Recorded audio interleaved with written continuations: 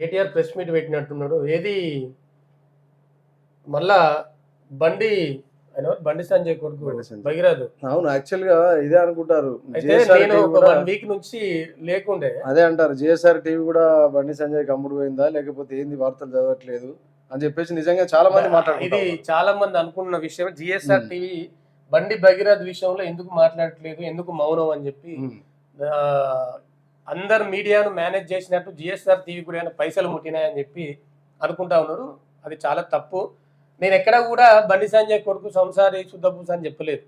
ఒకవేళ పైసలు ముడితే అట్లే చెప్తాను కదా, అట్లనే చెప్తావు అంతే కదా. కానీ జనాలు రాళ్లతో కొడతారు, మీద ఊస్తారు, కింద కామెంట్లు పెడతారు. వాస్తవానికి ఓవరాల్ గా బండి సంజయ్ ఇష్యూలో ఏం జరిగిందంటే, ఇక మీ అందరికి చాలా మంది చాలా రకాలుగా మాట్లాడిర్రు. రేవంత్ సంజయ్ తోడు దొంగలు. నిన్న కేటీఆర్ ప్రెస్ మీట్ పెట్టిండు, చాలా అద్భుతంగా మాట్లాడిండండి. నిజంగా బీఆర్ఎస్ పార్టీ నాయకులు వచ్చు, బీఆర్ఎస్ సోషల్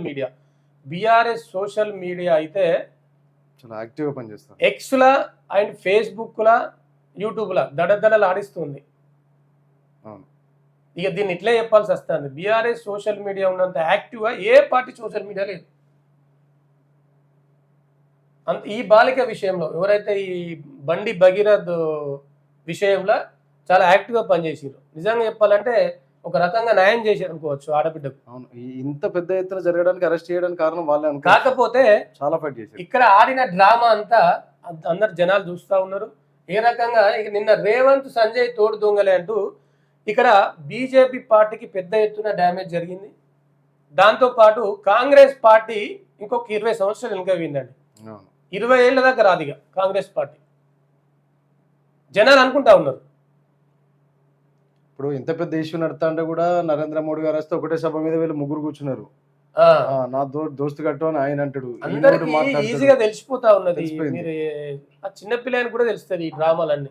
ఎందుకు ఇవన్నీ ఇంత అన్యాయం అండి? ఇక్కడ సామాన్యుడు ఉంటే పరిస్థితి 9 రోజులు దాచిపెట్టింది ఎవరట? ఫోక్సో నిందితులు 9 రోజులు దాచిపెట్టింది ఎవరు? వారి చీకటి బంధం వల్లే ఆడబిడ్డకు అన్యాయం. జనాలు ఏం మాట్లాడుకుంటారు ఒకసారి బయటకు వచ్చి వినండి. ఈ బండి సంజయ్ నేనే అప్పచెప్పినా అని అంటే పోలీసులకు నేనే అప్పచెప్పినా. చూడండి, ఫోక్సో నిందితుని 9 రోజులు దాచింది ఎవరు అనే ప్రశ్నకు క్వశ్చన్ మార్క్ కి మంచి సమాధానం చెప్పిండు నిన్న కేటీఆర్ మాట్లాడిండు. అదేదో ఫ్లోర్ లా రేవంత్ రెడ్డికి సంబంధించినటువంటి ఫ్లోర్ లో మీ అందరూ తెలుసు కదా. 9 రోజులు ఆ నిందితులు కాపాడిన విధవ ఇవ్వడు నువ్వా కేంద్ర మంత్రి చెప్పు. 9 రోజులు ఎక్కడ దాచిపెట్టారు మీ పోలీసులు? అంత పనికి మాలలేదు కదా రేవంత్ రెడ్డి రాగానే దొరుకుతలేరా మీకు? కరీంనగర్ లా తుపాకులు పట్టుకొని పొద్దున పూట కాలిస్తే వాళ్ళని పట్టుకోవడానికి 15 రోజులు పడుతుంది. రాష్ట్రంలో శాంతి భద్రతలు ఇంకొక మాట అడుగుతున్నా, బాధగా అడుగుతున్నాం కదా. మొన్నటి ఎపిసోడ్ చూసిన తర్వాత ఈ రాష్ట్రంలో ఎవరైనా షికాయత్ చేయడానికి ముందుకు వస్తారా బాలికలు? అంటే ఎవడైనా అవతల పలుకుబడినోడైతే మనం పట్టుకోలేము, ప్రభుత్వాలు కలిసిపోతాయి. షికాయత్ చేయడానికి అంటే చెప్పడం చెప్పలేరు, భయపడతారు. చెప్తా ఉన్నాం. మా పార్టీ జనరల్ సెక్రటరీ మాజీ ఐపీఎస్ అద్భుతంగా పోరాటం చంపేస్తారని బెదిరించారట. ఎట్లా చెప్పుకుంటారండి? ఎంత దారుణం పరిస్థితి. నిజంగా బండి సంజయ్ ఒక ఏంటిది అది కరీంనగర్ లో హిందూ ఏకతా యాత్ర పెట్టి అది నా కొడుకైనా ఎవరైనా తప్పు చేస్తే తప్పే, శిక్ష పడాల్సిందే, చట్టం ముందు అందరు సమానులే అని చెప్పినావు కదా. మరి 9 రోజుల తర్వాత పోలీసులకు ఎందుకు అప్పచెప్పినావు? ఆ పని ఏదో ముందే చేస్తే అయిపో కదా. అప్పచెప్పుడు ఇక్కడ పట్టుకున్నాం అంటాడు కదా రేవంత్ రెడ్డి. ఆ డ్రామా అంతా అందరికి తెలుసు, చిన్నపిల్లలు కూడా తెలుసు ఆ డ్రామా. కానీ నువ్వు అప్పచెప్పేదో ముందే అప్పచెప్పి నా కొడుకు చాలా మంచి అబ్బాయి, నా కొడుకు నోట్లో ఏలు పెడితే కొడుకోడు మంచోడు అన్నప్పుడు నీకు తెలిసినప్పుడు నువ్వు అప్పచెప్పి, మరి న్యాయస్థలాల మీద నీకు నమ్మకం ఉంది కదా, కోర్టుల మీద నీకు నాకు న్యాయం వస్తుంది, న్యాయం గెలుస్తుంది అని చెప్పి నీకు నమ్మకం ఉన్నప్పుడు ఎందుకు అప్పచెప్పలే? దాంతోపాటు నువ్వెందుకు రాజీనామా చేయలే? ఇలా నువ్వు తెలంగాణలో హీరో అవుదు కదా. ఉన్న పేరు మొత్తం ఏంది? ఇలా బీజేపీ పార్టీ మొత్తం డ్యామేజ్ అయింది నీ వల్ల. ఇప్పుడు పేరు ఖరాబ్ అయింది, పిల్లోడు మంచోడు మావోడు అదే అని చెప్తా ఉన్నాడు. కానీ మరి వీడియోలు అయితే చాలా వైరల్ అయితే ఉన్నాం. మనం ఎక్కడ చూసినా గతంలోనే 2-3 సార్లు అదేంటి మహేంద్ర యూనివర్సిటీలో వాడిని లా కొడుక అని చెప్పి కొట్టినావు. వాడిని కొట్టిను ఈయన ఈ బండి భగీరథ్ అంటే. అవును, కొట్టినప్పుడు అప్పుడు నువ్వు మందలియాలి కదా. ఇంకా నా కొడుకు తప్పు చేస్తే నా పేరు ఎట్లా వాడతారంటే ఏంది అది? ఏం మాట అది?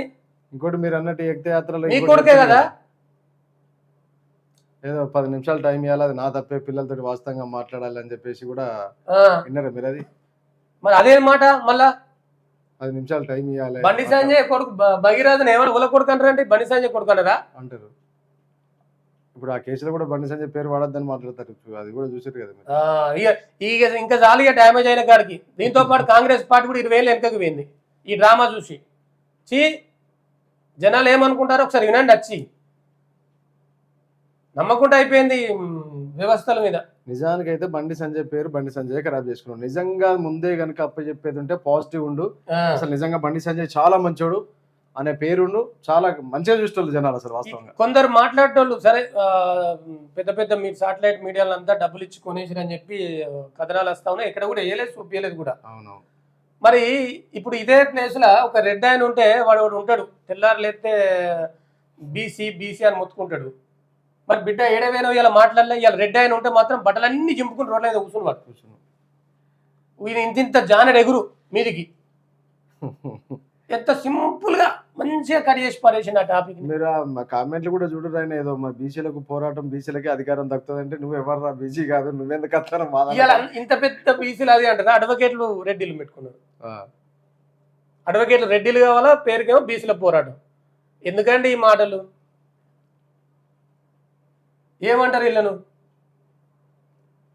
నాకు తెలిసి భర్త నిన్న కేటీఆర్ మాట్లాడి ప్రెస్ మీట్ పెట్టి చాలా అద్భుతంగా మాట్లాడాడు, అన్ని నిజాలే మాట్లాడాడు. ఇప్పుడు అది మనం చూడొచ్చు. 9 రోజులు ఎందుకు పట్టుకోలేదంటే మన నరేంద్ర మోడీ వస్తే అటు వేరంటే హాలిడేస్ ఇస్తారా అని, అది ఎంత అద్భుతమైన మాట. నిజంగానే రౌడీలకు హాలిడేస్ ఇస్తారా 9 రోజులు? అదే ఎంత డ్రామా చిన్నపిల్లలు కూడా తెలిసిపోయింది. నేనేమంటా ఉన్నా, ఇలా ఇద్దరు పని అయిపోయింది. బీజేపీ కూడా చాలా డ్యామేజ్ అయిందండి, అది మీకు అర్థమైతలేదు. ఇప్పటికైనా బండి సంజయ్ గారు మీరు రాజీనామా వేయండి. ఇంకా దాంతో పాటు ఏదో సుపారీ గ్యాంగులు తిరుగుతున్నాయట, బిహారీ సుపారీ గ్యాంగులు తిరుగుతారట. ఎవరెవరు అంటే తిల్లా కాలోజీ శ్రీనివాస్ గారు, అట్లే తొలివేలు రఘు గారు, దాంతో పాటు గిరీష్. ఇది ఒకటి వైరల్ అవుతాను. గిరీష్ దారమూరిని బండి సంజయ్ అప్పుడు దాడి చేయించిండు. ఏది యూట్యూబ్ గిరీష్ దారమూరికి చెప్పుల దండ వేసి కరెక్ట్ ఒక సంవత్సరానికే బండి సంజయ్ కొడుకు జైల్లో చిప్పకూడి తినడం చూస్తే కర్మ ఫలితం అనిపిస్తుంది. ఇక చూడండి ఎంత దారుణంగా కొట్టిరంటే అప్పుడు గిరీష్ దారమూరి చేసిన తప్పేందండి? వాళ్ళ అమ్మ నాన్న, వాళ్ళ భార్య, వాళ్ళ పిల్లల ముందట బట్టలు ఇప్పి కొట్టిరు, చెప్పుల దండ, మెడల చెప్పుల దండలు వేసిర్రు. అంటే ఆయన మనిషి కాదా అండి? ఆయన పాపం దాకదా అనుకోవచ్చు, ఇంకేది కర్మ ఫలితం అనుకోవచ్చు కదా. ఇక్కడ ఆనిముత్యం ఉంటాడు, ఏది హుజరాబాద్ లో ఎమ్మెల్యే ఆయన కౌశిక్ రెడ్డి, పారి కౌశిక్ పేరు తెలియదు నాకు. పారి కౌశిక్ రెడ్డి చిన్న చిన్న దానికి ఎగురుతావు కదా, ఆ ముందు రోజు నీ మీద దాడి చేసేది కదా. కౌశిక్ రెడ్డి కూడా ఎక్కడ గట్టిగా మాట్లాడినట్టు కూడా అసలు ప్రెస్ మీట్ పెట్టలేదు దొంగ. అంటే ఏంటిది బండి సంజయ్ నీకేంటిది? గతంలో మీ మీద ఆరోపణలు వచ్చినాయి కదా, ఏది సర్పంచ్ ఎన్నికలలో ఏ వలిసెవల పూలు పెడతారు, ఏం డ్రామా అది, ఏం బండి ధ్వంసం చేసుడు అంటే నువ్వే దొరకలేదు ఇవాడ కదా. అంత పెద్ద డామేజ్ వాస్తవమే కదా. కనీసం ఎక్కడ మాట్లాడలే కౌశిక్ రెడ్డి ఈ విషయం మీద. అసలు చాలా రెచ్చిపోవాలి ఆ విషయం మీద, ఎందుకంటే ఆయన మీద జరిగినటువంటి దాడికి పెద్ద ఖండించాలి. ఆయన ఏం చేస్తా ఉన్నావు, నీ రౌడీజం ఏందని ప్రశ్నించాలి. అంటే చిన్న దానికి ప్రెస్ మీట్లు పెడతా, పెద్దగా సెన్సేషనల్ ప్రెస్ మీట్ అని పెడతాడట. ఏముండదు దానికి సెన్సేషనల్ అని చెప్తాడు మళ్ళా. మరి ఏమైంది ఇలా నీ నోరు ఎటువైంది? ఎడవేనావు, కనబడతలేవుగా. చాలా బాగుండు మాట మాట్లాడితే, చాలా బాగుండు. ఆడబిడ్డకు అన్యాయం జరుగుతా మాట్లాడవా అనే కౌశిక్ రెడ్డి? గింత అధ్వానమా, గింత గలీజా? నిజంగా రాజకీయాలు చాలా వాస్తవానికి చూసుకుంటే మాట్లాడుకుంటే మాకే అంత సిగ్గు అనిపిస్తా ఉన్నది. ఇంత దారుణం అండి నిజంగా. ఇప్పటికైనా బండి సంజయ్ రాజీనామా చేయాలి. అసలు సమాజానికి నిజంగా ఏం మెసేజ్ చేయాలనుకుంటారు కూడా చెప్పాలా. చూద్దాం. మొత్తానికైతే BRS social media and BRS నాయకులు ఇందులో గొప్పగా పాత్రను పోషించారు అని చెప్పొచ్చు. Thank you.